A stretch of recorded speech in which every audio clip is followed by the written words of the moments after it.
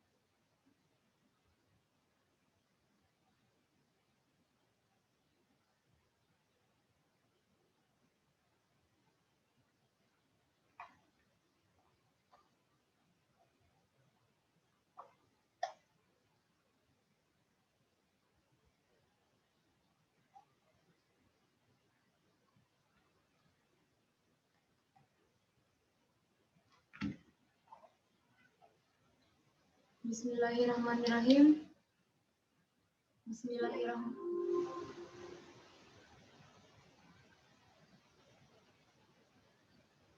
Bismillahirrahmanirrahim. Assalamualaikum warahmatullahi wabarakatuh.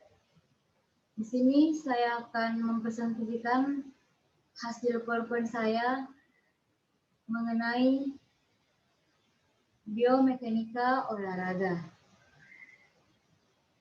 Nah, terlebih dahulu perkenalkan, nama saya Roslani Saputri, NIM 1831041194, kelas PJKRE 2018. Di sini saya akan membahas beberapa materi. Yang pertama itu pengertian biomekanika. Yang kedua, konsep dasar biomekanika. Yang ketiga, ruang lingkup biomekanika. Yang keempat, macam-macam kajian biomekanika. Selanjutnya, yang kelima, tujuan biomekanika. Yang keenam, manfaat biomekanika. Yang ketujuh, contoh kajian biomekanika. Yang kedelapan, kesetimbangan. Dan yang terakhir, hukum kesetimbangan. Nah, untuk poin pertama, yaitu poin A, pengertian biomekanika. Kata biomekanika berasal dari bahasa Yunani kuno, yaitu bios, yang artinya hidup, dan mekanik, yang artinya mekanika. Untuk merujuk pada studi tentang prinsip-prinsip mekanis organisme hidup, khususnya gerakan dan struktur, Perhimpunan Biomekanik Amerika mengatakan bahwa biomekanik mewakili interaksi luas antara mekanik dan sistem biologis. Biomekanik mempelajari tidak hanya tubuh manusia, tetapi juga hewan dan bahkan meluas ke tanaman dan kerja mekanisme. Adapun menurut para ahli, di sini saya mencantumkan dua ahli. Yang pertama itu Hertz, yang menyatakan bahwasanya biomekanika adalah ilmu yang mengkaji tentang struktur dan fungsi sistem biologi dengan menggunakan pengetahuan dan metode mekanika. Dan yang kedua itu Hayes, yang menyatakan bahwa biomekanika ilmu yang mengkaji tentang gaya-gaya yang terjadi pada struktur biologi dan efek yang dihasilkan oleh gaya-gaya tertentu. Nah, slide selanjutnya yaitu poin kedua, konsep biomekanika. Pada ilmu olahraga atau keolahragaan, biomekanika sudah sangat dikenal sebagai suatu disiplin ilmu yang secara khusus mempelajari gerakan dari aktivitas olahraga yang dilakukan. Dengan demikian, dalam ilmu keolahragaan, ilmu yang mempelajari tentang mekanisme gerak tubuh manusia disebut biomekanika olahraga. Adapun menurut Depdiknas tahun 2000, dua-dua, biomekanika olahraga adalah hal yang berurusan dengan pengaruh daya hukum alam terhadap tubuh manusia selama aktivitas fisik berlangsung.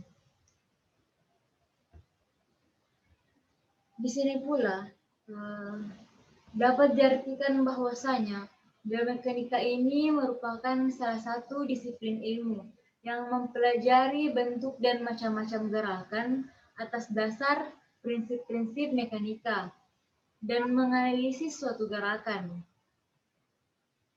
Disiplin ilmu biomekanika tidak terdiri dengan sendirinya, melainkan ditunjang oleh disiplin ilmu yang lainnya seperti anatomi, contohnya fisiologi dan fisika. Kemudian dasar-dasar atau prinsip dari ketiga bidang ilmu itu menjadi dasar suatu disiplin ilmu yang disebut biomekanika. Selain itu, pada dasarnya, penekanan utama dalam biomekanika adalah seluruh konsep mekanik, tetapi tubuh manusia adalah sistem yang jauh lebih kompleks daripada kebanyakan objek yang ditemui dalam konsep biomekanika. Oleh karena itu, biomekanika menyangkut tubuh manusia dan hampir semua tubuh makhluk hidup. Maka dari itu, timbullah suatu pertanyaan. Mengapa perlu mempelajari biomekanika olahraga?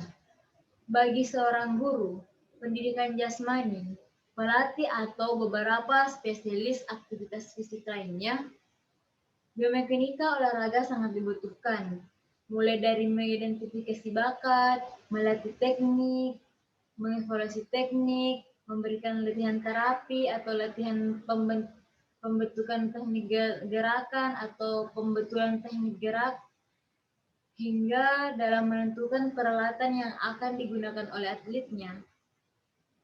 Selain itu, memiliki pengetahuan yang baik tentang biomekanika akan memungkinkan kita untuk mengevaluasi yang baik tentang biomekanika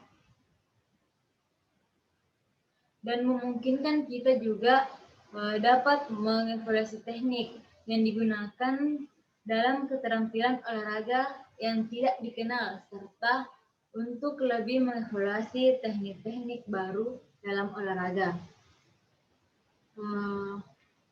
Misalnya saja, beberapa dari kita memiliki pemahaman tentang biomekanika yang dimana dapat memandu para terapis dalam proses rehabilitasi dan menunjukkan kepada pelatih untuk tidak melakukan latihan-latihan apa yang mungkin berbahaya pada individu tertentu atau para anak didiknya.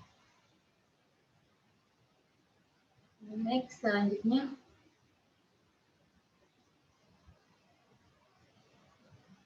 Nah, ini yang saya maksud tadi, bahwasanya biomekanika merupakan salah satu disiplin ilmu yang mempelajari bentuk dan macam-macam gerakan atas dasar prinsip-prinsip mekanika dan menganalisis suatu gerakan. Nah, beralih lagi ke poin ketiga, yaitu ruang lingkup biomekanika. Yang pertama itu ada developmental biomekanik, yang kedua biomekanik of exercise, yang ketiga rehabilitation mechanics, dan yang keempat equipment design, dan yang kelima sport biomekanik. Nah, yang pertama itu developmental biomekanik, yang dimana biomekanika ini yang secara khusus mempelajari perubahan pola-pola gerak selama hidup dan orang-orang cacat, misalnya analisis yang dilakukan terhadap orang-orang yang menderita cerebral palsy. Selanjutnya itu yang kedua biomekanik of exercise. Nah, biomekanika of exercise ini merupakan biomekanika yang mempelajari usaha-usaha untuk meningkatkan keuntungan yang diperoleh dari latihan dan mengurangi kemungkinan terjadinya cedera.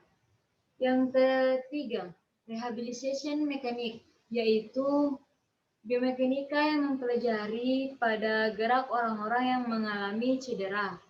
Yang keempat, equipment design, di mana equipment design ini merupakan biomekanika yang mempelajari desain peralatan yang digunakan dalam olahraga. Misalnya saja desain raket tenis, bulu tangkis, sepatu atletik, bola, pakaian, sepeda balap, serta peralatan-peralatan olahraga lainnya. Dan yang kelima, sport biomekanik atau biomekanika olahraga. Nah, inilah menjadi pokok materi pada tugas hari ini. Di mana sport biomekanika ini yaitu ilmu yang mempelajari tentang biomekanika yang digunakan untuk meningkatkan efisiensi gerak atlet ketika menampilkan cabang-cabang olahraganya. Misalnya dengan cara analisis teknik, identifikasi cedera olahraga, dan evaluasi program latihan. Nah, slide selanjutnya.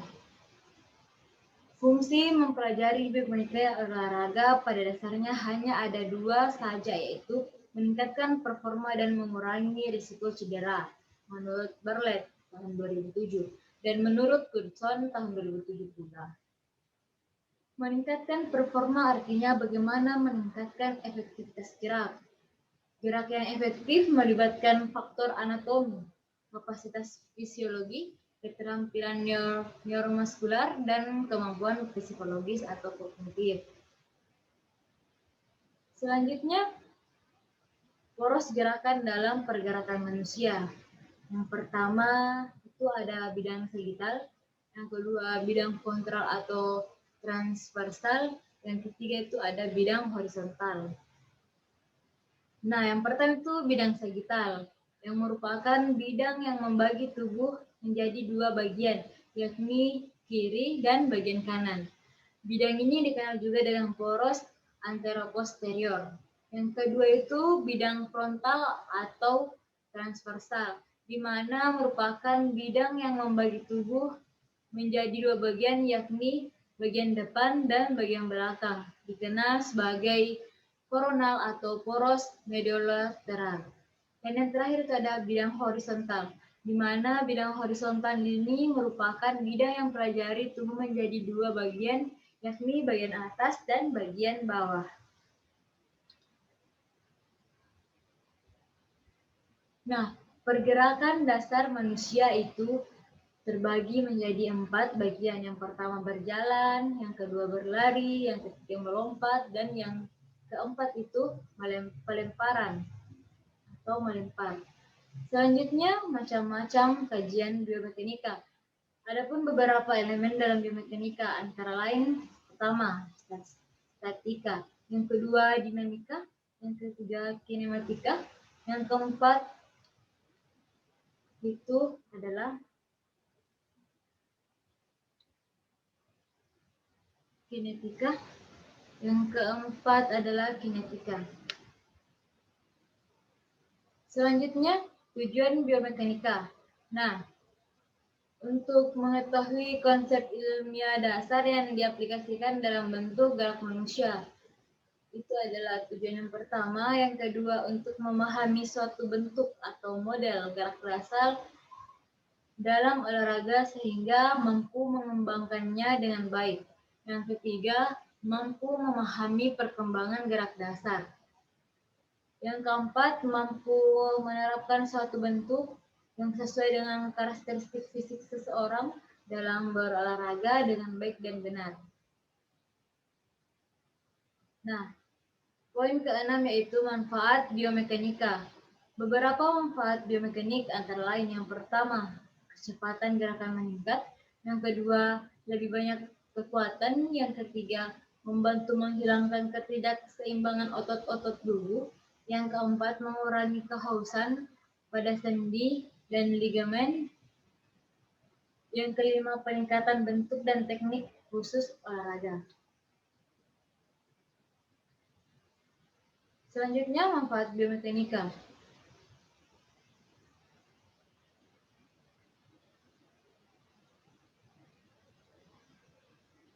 Itulah tadi 4 contoh manfaat biomekanika yang saya sebutkan.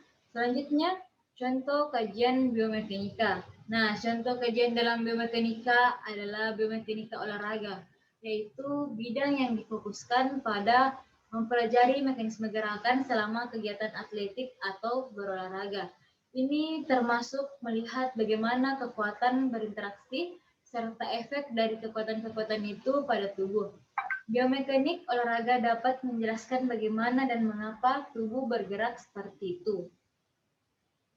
Selanjutnya, kesetimbangan.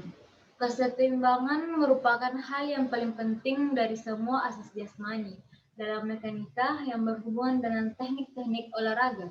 Berbagai macam aspek kesetimbangan dipertahankan bergantung kepada tujuan yang ingin dicapai. Bila diinginkan tingkat stabilitas yang tinggi, maka dibuatkanlah suatu sikap yang dapat memberikan kesetimbangan yang mantap. Menyatakan juga bahwa dalam keadaan setimbang atau seimbang, hasil kali konsentrasi zat-zat hasil reaksi dipangkatkan koefisien dibagi hasil kali konsentrasi zat-zat bereaksi dipangkatkan koefisiennya atau koefisiennya akan memiliki nilai yang tetap. Nah, adapun faktor kesetimbangan yang pertama, letak titik berat benda terhadap porosnya. Yang kedua, luas bidang tumpuannya atau alasnya. Yang ketiga, letak titik berat benda terhadap bidang tumpuannya. Dan yang kesembilan, hukum kesetimbangan. Terbagi 4, yaitu hukum kesetimbangan 1, hukum kesetimbangan 2, hukum kesetimbangan 3, bahkan hukum kesetimbangan 4. Nah, yang pertama, hukum kesetimbangan 1, di mana badan selalu dalam keadaan setimbang selama proyeksi titik berat badan tersebut jatuh dalam bidang tumpuannya. Ada saya cantumkan cara atau kita bisa melakukan bentuknya itu adalah berdiri rapat pada dinding tembok.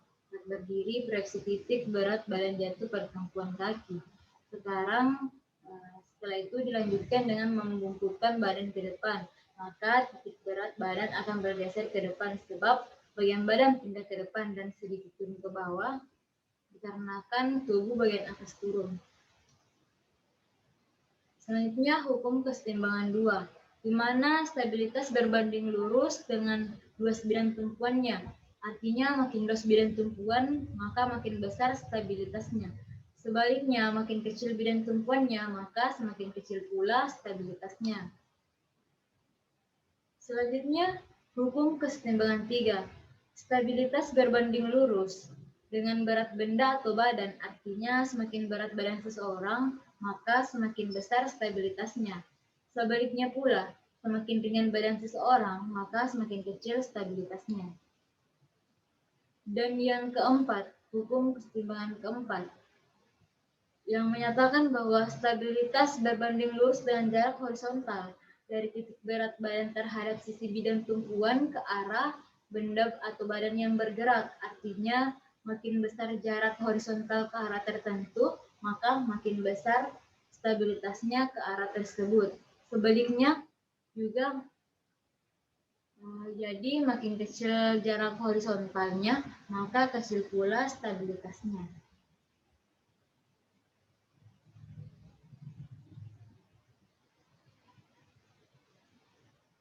Dan yang kelima, hukum kesetimbangan 5, di mana stabilitas berbanding berbalik dengan jarak vertikal dari titik berat badan terhadap bidang alasnya. Artinya, makin besar jarak vertikalnya, maka makin kecil stabilitasnya. Sebaliknya pula, maka semakin kecil jarak vertikalnya, maka makin besar pula stabilitasnya. Nah, bisa disimpulkan bahwasanya biomekanika ini adalah ilmu tentang gerak tubuh yang hidup, termasuk bagaimana otot, tulang, tendon, dan ligamen bekerja bersama untuk menghasilkan gerakan. Biomekanika juga ini merupakan bagian dari bidang kinesiologi yang lebih luas, secara khusus berfokus pada mekanika gerakan. Terima kasih. Mungkin cukup untuk pembahasan pada hari ini. Terima kasih. Wassalamualaikum warahmatullahi wabarakatuh.